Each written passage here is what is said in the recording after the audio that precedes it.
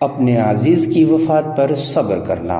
رسول اللہ صلی اللہ علیہ وسلم نے فرمایا، اللہ تعالیٰ فرماتا ہے، میں کسی مومن بندے سے دنیا میں سے اس کا کوئی چیز لے لیتا ہوں اور وہ صبر کرتا ہے تو اس کے لیے سوائے جنت کے میرے پاس کوئی اجر نہیں۔ والدین کی نافرمانی کرنا۔ رسول اللہ صلی اللہ علیہ وسلم نے فرمایا، ہر گناہ کی سزا کو اللہ چاہے تو قیامت کے دن تک مؤخر کرتا ہے سوائے والدین کی نافرمانی کی سزا، کہ اللہ تعالیٰ اس کی سزا موت سے پہلے ہی دنیا میں چکھا دیتا ہے۔ انسانوں کی حرص و لالچ۔ رسول اللہ صلی اللہ علیہ وسلم نے فرمایا، اگر آدمی کے پاس مال و دولت کی دو وادیاں ہوں تو وہ تیسری کی تلاش میں رہے گا، اور آدمی کا پیٹ تو بس قبر کی مٹی ہی بھر سکتی ہے۔